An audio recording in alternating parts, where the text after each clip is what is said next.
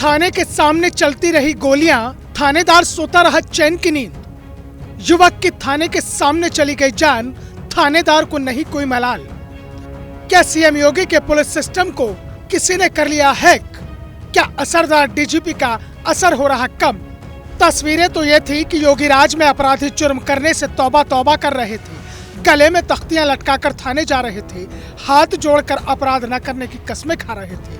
लेकिन अचानक ऐसा क्या हो गया कि योगी की पुलिस के इकबाल पर ही सवाल खड़ा हो गया। थाने के सामने ठाए ठाए हो रही है, 3 सितारा एसएचओ साहब की जमीन पर गिराकर पिटाई की जा रही है।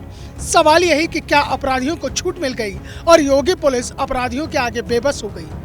गुरुवार को यूपी के गाजियाबाद के मुरादनगर थाने के सामने बेखौफ बदमाशों ने गोली मारकर एक युवक की हत्या कर दी।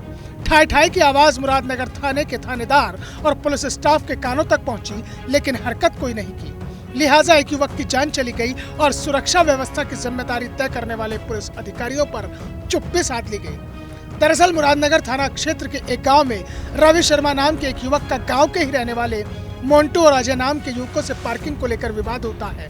आरोपी रवि शर्मा के घर पर फायरिंग करते हैं। मामले की शिकायत करने के लिए रवि शर्मा मुरादनगर थाने का रुख करते हैं, लेकिन उससे पहले ही बेलगाम युवक रवि शर्मा के थाने के सामने ही गोली मारकर हत्या कर देते हैं। अब जवान बेटे की मौत पर परिवार आंसू बहा रहा है। यूपी के सीएम योगी से इंसाफ की गुहार लगा रहा है। हालांकि इस मामले में पुलिस कमिश्नर जे रविंद्र गौड़ ने थानेदार सहित अन्य पुलिसकर्मियों पर कार्रवाई कर दी है, लेकिन सवाल अभी भी पुलिस के इकबाल पर है। थाने के सामने हत्या हो गई और पुलिस तमाशबीन बनकर रह गई। आजमगढ़ में एसएचओ की पिटाई, योगी राज में पुलिस की शामत आई।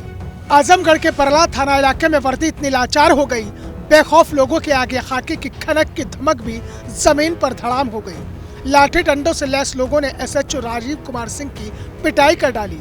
पिटाई का वीडियो सोशल मीडिया पर वायरल हो गया। यूपी पुलिस की किरकिरी सोशल मीडिया पर सुर्खियां बन गई। बेबस एसएचओ लोगों से जान की भीख मांगते रहे, कहते रहे कि मुझे छोड़ दो। दरअसल इनोवा के विवाद को सुलझाने के लिए SHO Rajeev Kumar Singh police force के साथ मौके पर पहुंचे। इससे पहले कि वो कुछ कह पाते, उससे पहले ही लोगों ने उनके ऊपर हमला कर दिया। हालांकि इस मामले में 2 दर्जन से ज्यादा लोगों को गिरफ्तार किया जा चुका है, लेकिन सवाल यह है कि क्या पुलिस अपने ही दरोगा को इंसाफ दिला पाएगी। कुल मिलाकर गाजियाबाद से लेकर आजमगढ़ तक की घटनाएं बता रही हैं कि उत्तर प्रदेश में बुलडोजर कार्रवाई रुकने से अपराधियों की मौज आ गई। ऐसे में सवाल यही कि क्या यूपी पुलिस और उनके मुखिया को समीक्षा करने की जरूरत आन पड़ी है।